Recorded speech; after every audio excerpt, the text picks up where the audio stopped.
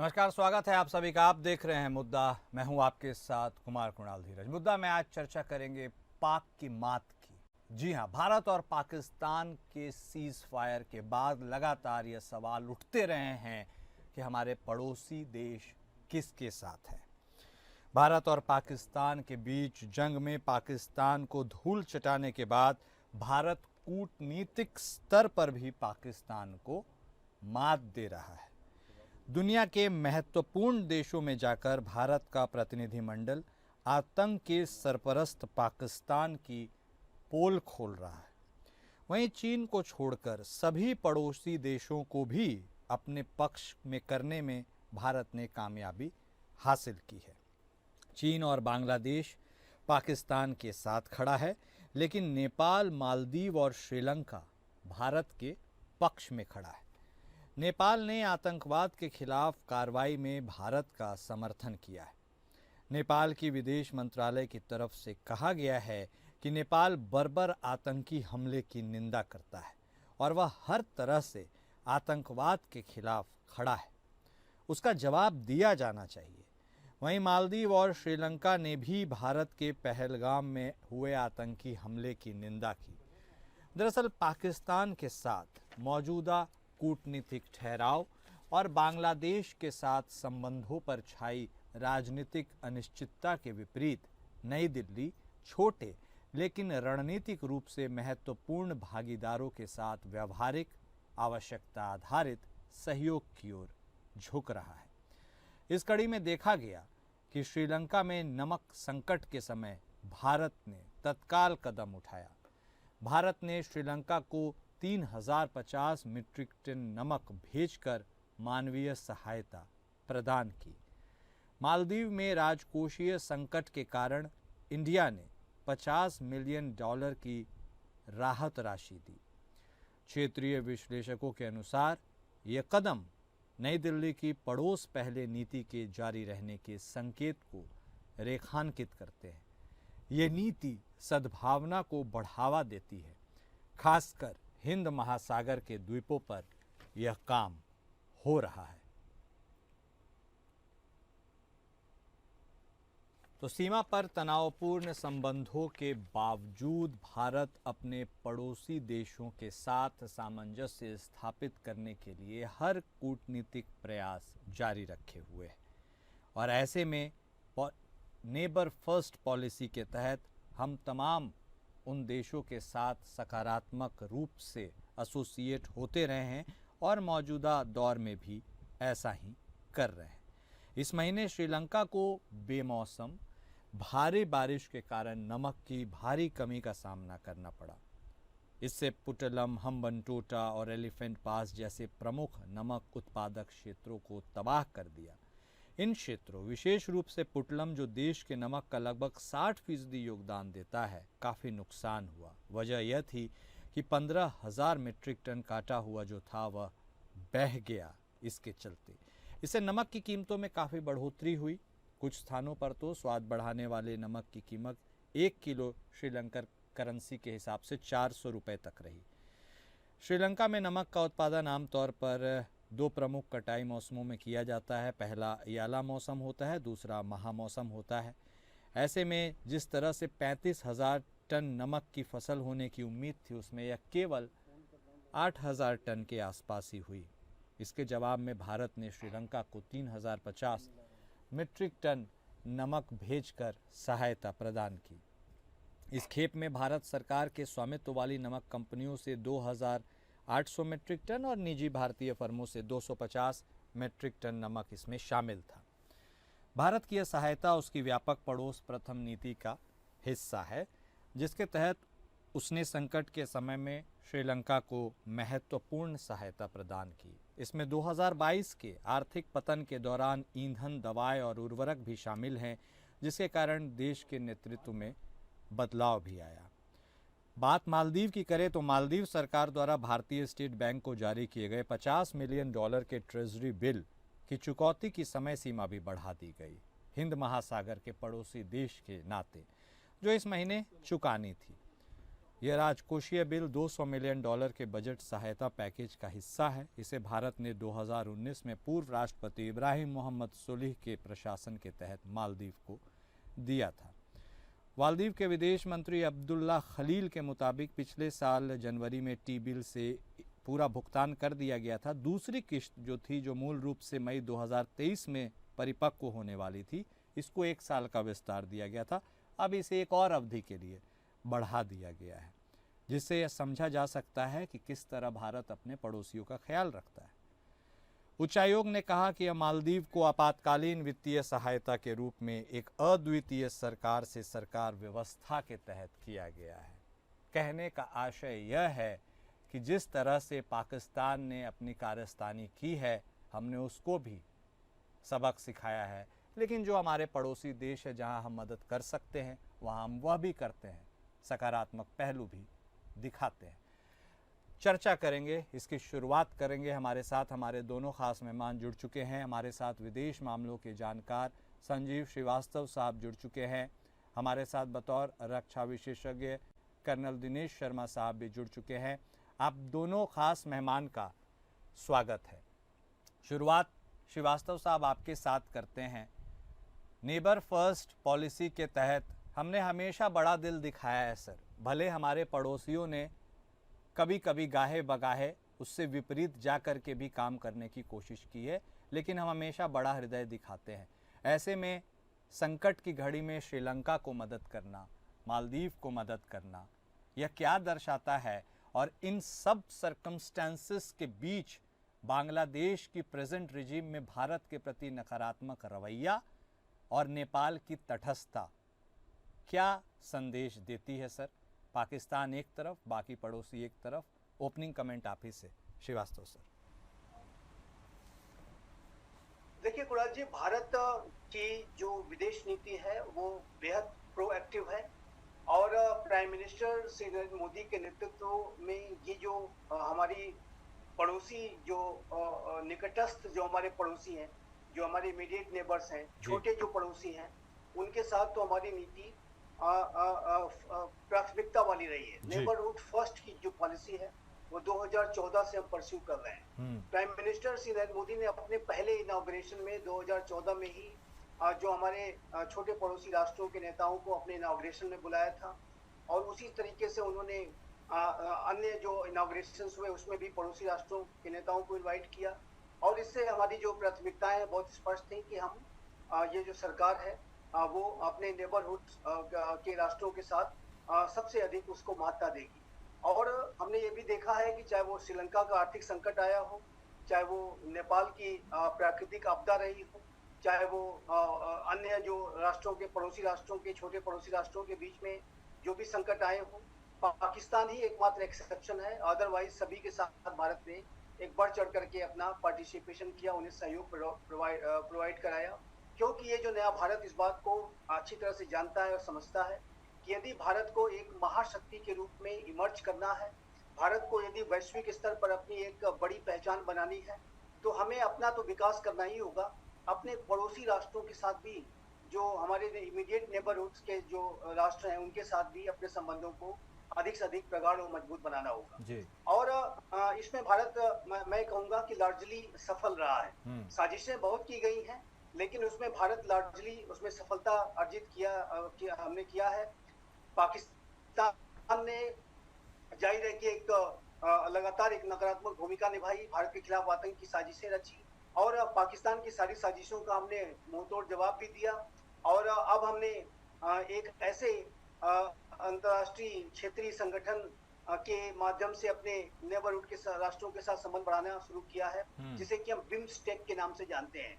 Bay of Bengal initiative for technical cooperation, जो हमारा BIMSTEC का जो पूरा तंत्र है उसमें पाकिस्तान नहीं है और पाकिस्तान वहां पर कोई बाधाएं नहीं पहुंचा सकता। इसलिए बिम्स्टेक के माध्यम से हम अपने छोटे पड़ोसी राष्ट्रों के साथ अपने संबंध बढ़ा रहे हैं। साथ ही साथ ये थाईलैंड और म्यांमार के साथ भी हमारे संबंधों को बेहतर कर रहा है, हमारी एक्ट ईस्ट पॉलिसी को भी सुदृढ़ बना रहा है, हमारी ओवरऑल जो एक्ट ईस्ट की और साउथ एशिया की जो रणनीति है उसमें एक इंटीग्रेशन भी प्रोवाइड कराता है। तो हमने अपने पड़ोसी राष्ट्रों के साथ संबंधों को लगातार बढ़ाया है। मालदीव्स के साथ जो स्थितियां हैं उसके साथ भी हमने ये देखा कि जब मालदीव्स में एक इंडिया आउट कैंपेन जैसा एक नकारात्मक एंटी इंडिया एजेंडे पर उस वहाँ की पॉलिटिकल पार्टी कुछ पॉलिटिकल पार्टीज कार्य कर रही थी, तब भी भारत ने मालदीव्स के साथ अपने कंस्ट्रक्टिव एंगेजमेंट्स को बनाए रखा, धैर्य पूर्वक काम लिया।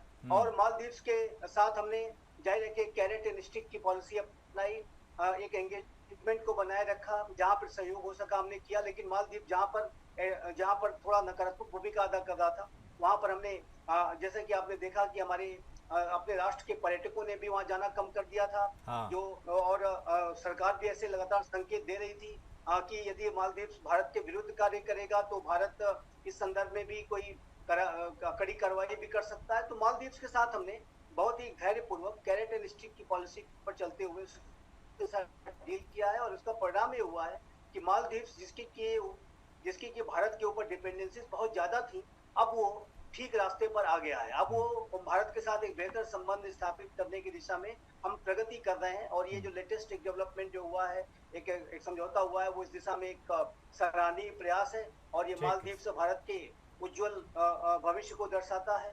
उसी तरीके से आपने श्रीलंका का एग्जाम्पल देखा कि श्रीलंका में जब एक घोर आर्थिक संकट आया, और उस समय भारत ने बढ़ चढ़ करके श्रीलंका की मदद की, जिसको कहते हैं friend in need is a friend Indeed. और इस तरीके की जो मदद $4 बिलियन से भी ज्यादा की राशि की मदद, line of credit, petroleum products को देना, ऑयल को देना, फूड और मेडिसिन को प्रोवाइड कराना, हर तरीके की मदद दी। और आज श्रीलंका की जो भी सरकारें वहां पे हैं, सभी भारत के सहयोग से अभिभूत रहती है। दिशा नायके की भी सरकार भारत के साथ अच्छे संबंध चाहती है। श्रीलंका की आम जनता के अंदर भारत के प्रति बहुत ही अधिक भारत के प्रति एक सौहार्द का वातावरण है। तो ये और वहाँ के लोग अभिभूत हैं भारत के इस मदद से। तो अब भारत का जो एंगेजमेंट बहुत प्रोएक्टिव रहा है, और उसी तरीके से चाहे वो बांग्लादेश हो, चाहे वो नेपाल हो, चाहे वो भूटान हो, चाहे वो अफगानिस्तान हो, सभी के साथ हमारे संबंध बेहतर हैं। और ये संबंधों में लगातार एक अच्छी से अच्छी स्थिति को हासिल करने के लिए हम बढ़ेंगे। चैलेंजेस बांग्लादेश में हम देख रहे हैं कि अवश्य है, लेकिन बांग्लादेश के लोगों के साथ, वहाँ के एक बड़े पॉलिटिकल एस्टेब्लिशमेंट के साथ, अवामी लीग के साथ भारत के बड़े ही गहरे संबंध है। और जब कभी भी वहाँ पर चुनाव होंगे, मेरा ऐसा मानना है, विश्वास है कि भारत और बांग्लादेश के जो संबंध है और बेहतर होंगे। बांग्लादेश की सेना भारत के प्रति बहुत अच्छा सद्भावना वाला व्यवहार रखती है, और वकारुज्जमान जो जनरल वकारुज्जमान है, वो भारत के प्रति बड़े ही सकारात्मक विचार रखते हैं, और भारत उनके साथ सहयोग भी करता है। तो सभी अगर पाकिस्तान को अगर छोड़ दें, उसका एक अपवाद है, तो अन्य सभी राष्ट्रों के साथ भारत ने अपने कंस्ट्रक्टिव एंगेजमेंट्स को बनाए रखा है। चुनौतियां बहुत हैं, लेकिन कंस्ट्रक्टिव एंगेजमेंट को बनाए रखा है। और चाइना की जो साजिशें हैं कि इन छोटे पड़ोसी राष्ट्रों के माध्यम से भारत को घेरने की, उसको भी ध्यान में रखते हुए भारत अपने संबंध बना रहा है, और भारत इन राष्ट्रों को हर ठीक मदद भी प्रोवाइड करा रहा है। और जहां कहीं भी उन्हें जो भी जिस तरीके की आवश्यकता होगी, भारत एक जिम्मेदार पड़ोसी राष्ट्र के माध्यम से ऐसी आवश्यकताओं की पूर्ति करेगा। तो मेरा मानना है कि भारत की जो वर्तमान की सरकार है, उसकी एक जो प्रोएक्टिव नेबरहुड फर्स्ट पॉलिसी है, वो बहुत सफल रही है। ठीक है सर। शर्मा साहब, आपके विचार क्या कहते हैं? आप इस पॉलिसी का कितना समर्थन करते हैं जिस पॉलिसी के बारे में श्रीवास्तव साहब बता रहे थे? क्योंकि यदा कदा देखा गया है कि जिन पड़ोसियों की हम मदद करते हैं, वह पड़ोसी हमेशा हमारी मदद के लिए तैयार रहें, यह कोई ज़रूरी नहीं। आपके अपने व्यू पॉइंट क्या हैं इस पॉलिसी के बारे में? आपको लगता है भारत जो कर रहा है ठीक है, या एक कूटनीतिक मजबूती है या मजबूरी है? कुणाल जी, मैंने बहुत ध्यान से संजीव श्रीवास्तव साहब की बातें सुनी, और आपने जो शुरू के अंदर पूरा डिटेल के अंदर बताया, मेरा इसके अंदर जो मत है, जो मेरे विचार हैं, वो भिन्न है। देखिए, आप जो हैं नेबर पॉलिसी फर्स्ट के लिए आप सबकी मदद कर रहे हैं, जितने भी आपके नेबरिंग कंट्रीज हैं, लेकिन जिस समय क्राइसिस के अंदर इंडिया आता है, तो क्या ये आगे बढ़ चढ़कर हमारा समर्थन करते हैं? बिल्कुल नहीं। अभी हाल से शुरू कर लेते हैं। अब नेपाल के यहाँ से जो है वो एक छोटी सी स्टेटमेंट आई थी कि हम आतंकवाद का विरोध करते हैं, और छोटी मोटी सी कोई स्टेटमेंट आई, और उसके बाद ये जो है नेपाल के जो गवर्नमेंट है, ये चुपचाप बैठ गई। अब नेपाल की करनी और कथनी के बारे में सुन लीजिए। एक समय था जिस समय ये जो है अपना मैप जो है उस को चेंज कर रहे हैं और उसके अंदर जो जो इलाका हमारे यहाँ पे पड़ता है उसको ये अपना दिखा रहे थे। आप जाते हैं चाइना के साथ और वहाँ पे BRI के ऊपर वो कर लेते हैं, साइन कर लेते हैं और चाइनीज नेशनल्स को या चाइनीज एस्टेब्लिशमेंट को आप अपने देश के अंदर निमंत्रण देते हैं और ये जानते बूझते हुए कि भारत का इसके अंदर सुरक्षा के कारण कंसर्न है, जबकि भारत ने पिछले कई सालों से नेपाल की हर प्रकार से मदद की है। हमारा जो मत है कि रोटी और बेटी का रिश्ता है, तो नेपाल ने कैसा किया, तो चलिए उनका चरित्र सामने है। अब ये जो मालदीव, सॉरी आपने कुछ कहा? नहीं सर, प्लीज बोलिए जी। अब चल लेते हैं, बात कर लेते हैं मालदीव के ऊपर। मालदीव ने जो है किस प्रकार से एंटी इंडिया का जो है कैंपेन चलाई थी। मोहम्मद मोइज़ जो है वो आए। हमेशा मालदीव के अंदर क्या होता था कि उसका राष्ट्रपति हमारे यहाँ आता था, तो ये अब के राष्ट्रपति जो हैं ये गए वहां पर तुर्की में और चाइना के अंदर गए। जिस समय भारतीय नागरिकों ने यहाँ से टूरिज्म बंद कर दिया तो उनकी आंखें खुली और फिर वो दोबारा हमारे पास जो है मदद मांगने के लिए आए। बांग्लादेश आप छोड़ दीजिए, बांग्लादेश के बारे में आज की तारीख में तो बात करना बेकार है। श्रीलंका और मालदीव जो हैं, इन्होंने ये जो ऑपरेशन सिंदूर के अंदर तो ये तो तटस्थ रहे, ना इन्होंने क्रिटिसाइज किया ना सपोर्ट किया। तो भाई तुम किस प्रकार के हमारे मित्र हो, हम तुम्हें इतनी सपोर्ट करते हैं। और दूसरा कुणाल जी, ये जितने छोटे छोटे से देश है ना हमारे आसपास, ये क्या करते हैं कि ये चाइना से भी फायदा लेना चाहते हैं और भारत से भी फायदा लेना चाहते हैं। ऑपरेशन सिंदूर के अंदर ये मुखर इसलिए नहीं हुए क्योंकि ये चाइना को नाराज करना नहीं चाहते थे। चाइना जो है वो सपोर्ट कर रहा है पाकिस्तान को, तो इसलिए इन्होंने कहा कि अपना चुपचाप शांति के साथ बैठ लिया जाए। Kunal ji, I can say with conviction, मेरी ये शुरू से धारणा रही है, जो व्यक्ति आपको एक बार धोखा देता है वो भविष्य में भी आपको धोखा देगा। आप ये बिल्कुल भी मान के चलिए कि समय आने के ऊपर वो दोबारा आपको धोखा देगा। तो मेरा जो अपना पर्सनल व्यूज हैं कि भारत को ये अपनी पॉलिसी के अंदर, ये नेबर फर्स्ट पॉलिसी के अंदर थोड़ा सा बदलाव लाना पड़ेगा कि जो व्यक्ति, जो कंट्री आपके हितों के ऊपर प्रहार कर रहा डायरेक्टली या इनडायरेक्टली, तो उसमें आपको क्या आवश्यकता है। अब जो हमारे बुद्धिजीवी लोग हैं वो कहेंगे जी हमारे सुरक्षा के हैं, इंडियन ओशियन के अंदर इनकी ज्योग्राफिकल लोकेशन इस प्रकार से है, ये है, या मैं मानता हूँ वो आपके सुरक्षा के कंसर्न है, लेकिन आपको जो है थोड़ी सी सख्ती भी बरतनी पड़ेगी। ये नहीं है कि आपके कि आप बांग्लादेश के अंदर जिस प्रकार का मिस इन्फॉर्मेशन क्रिएट की जा रही है, किस प्रकार के, अरे आप संयम बरत रहे हैं, कब तक संयम बरतेंगे। आपके वहां के लोग कह रहे हैं, एक वो मेजर जनरल रिटायर्ड है, वो कहता है कि हम जो है जाके नॉर्थ ईस्ट को कट ऑफ करके नॉर्थ ईस्ट को हम बांग्लादेश का हिस्सा बना लेते हैं। अरे उससे पूछो, वो जो मेजर जनरल रिटायर्ड है उससे पूछो तो 71 में कौन से वाले बंकर के अंदर दुबका हुआ था।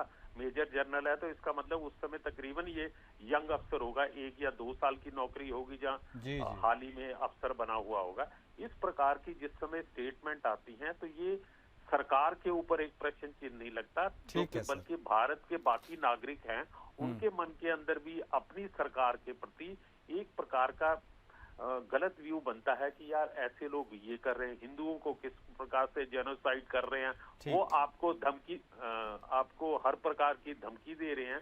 तो मेरा ख्याल है पॉलिसी में थोड़ा बहुत तो चेंज होना चाहिए। कुणाल जी, ठीक है, आपने अपने भी विचार रखे। खैर, भारत के बड़े दिल दिखाने की, उसकी पॉलिसी की हमने बात की ही, भले जो मत हैं वो भिन्न हो, लेकिन श्रीवास्तव साहब एक इम्पॉर्टेंट एस्पेक्ट ये है कि हम किसके साथ खड़े हैं। चलिए उसको 1 मिनट के लिए हम किनारे कर देते हैं। हमारे साथ सर कौन खड़ा है?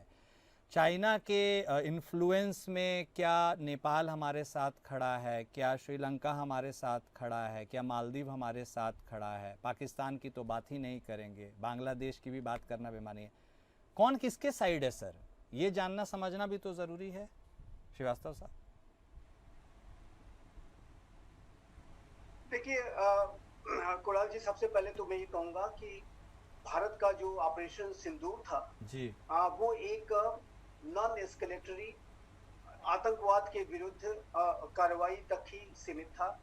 ये कोई हमने फुल फ्लेजेड वॉर पाकिस्तान के खिलाफ नहीं शुरू किया, नहीं शुरू। हमने पाकिस्तान के ऊपर कोई वॉर जो है नहीं थोपा, और हमारा युद्ध में जाने का कोई इरादा भी नहीं था। हमने ये जो ऑपरेशन सिंदूर किया वो हम स्वयं से करने में समर्थ हैं, सक्षम हैं, संकल्पबद्ध हैं, और ये हम स्वयं से कर सकते हैं।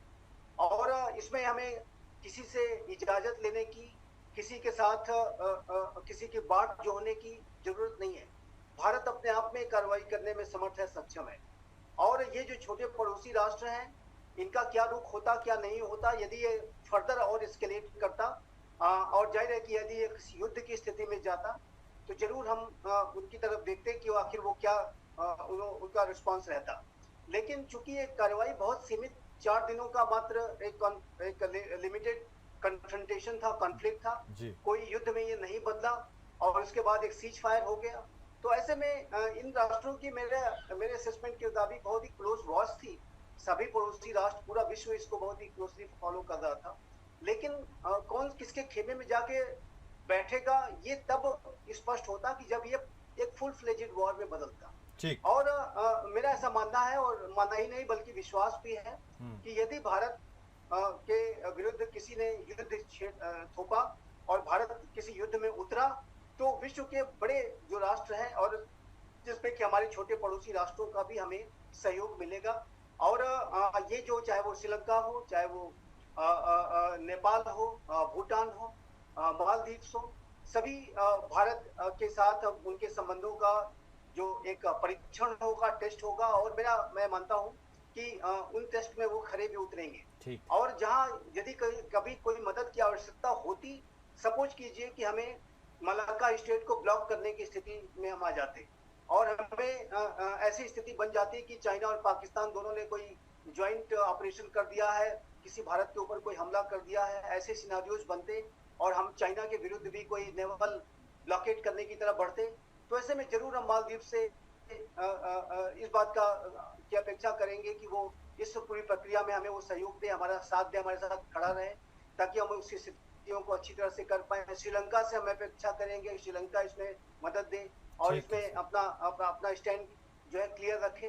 तो ऐसी स्थितियों में इन राष्ट्रों का जो क्या पक्ष होता, क्या नहीं होता, वो उभर करके सामने आता। लेकिन जैसा कि मैंने कहा कि जिस तरीके से हमने श्रीलंका की मदद की उनके आर्थिक संकट में, मालदीव्स को भी ऑपरेशन कैक्टस रहा हो, या वहां का जल संकट आया हो, या कोरोना का पेंडेमिक आया हो, या टूरिज्म का जो एक बड़ा सपोर्ट रहता है, उनको मदद दी। नेपाल को उसके हमने तो बिल्कुल सही कह रहे हैं सर, आप सही कह रहे हैं। हमने तो अपने हिस्से कोटे का जितना उन्हें जताना था, सहायता देना था, हमने दिया है। वक्त का थोड़ा अभाव है, इसलिए एक छोटा सा क्लोजिंग कमेंट शर्मा साहब, वक्त कम है, फिर आपसे भी लेना चाहेंगे। आप कह रहे थे हमें अपने पॉलिसी में थोड़ा देखने समझने की जरूरत है, जल्दी से बता दीजिए वो फाइन लाइन कहाँ ड्रॉ करनी चाहिए आपके हिसाब से?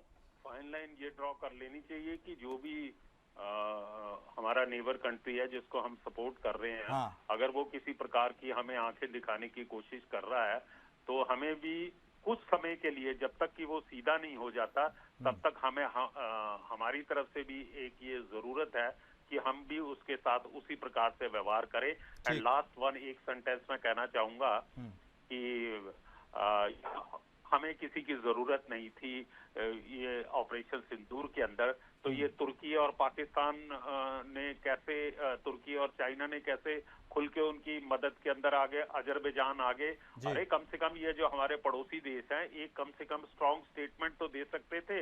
ये आप तो बिल्कुल क्या कहते हैं, तटस्थ रहे हैं। You were maintaining a respectable distance and silence. जी ठीक है, कुछ जल्दी से सर, 10 सेकंड है। श्रीवास्तव साहब आपने हाथ उठाया, सर प्लीज आपके पास आ रहा हूँ, लेकिन जल्दी से बोलिए सर, क्या बोल रहे हैं? देखिए पाकिस्तान कन्वेंशनल जो मिलिट्री माइट के संदर्भ में पाकिस्तान भारत से बहुत कमजोर है, और हमने ये दिखा भी दिया कि पाकिस्तान को हम जहां चाहें वहां जाकर के हिट कर सकते हैं। और ऐसे में पाकिस्तान के साथ अगर इक्के दुक्के राष्ट्र इस तरीके के आके खड़े हो गए, कुछ कमेंट्स इत्यादि दे दिए, तो उससे हमें ज्यादा बॉदर होने की आवश्यकता नहीं है।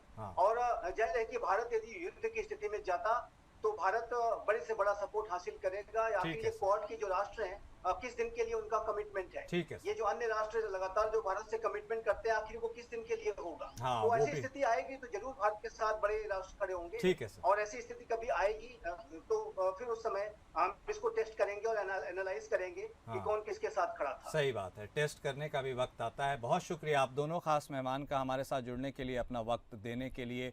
तो देखिए, कौन किसके साथ खड़ा है यह ज़्यादा ज़रूरी नहीं है। भारत तटस्थता के साथ, पूरी शक्ति के साथ, यदि खुद के साथ खड़ा है तो किसी मुकाबले के लिए भी भारत हमेशा तैयार रहता है।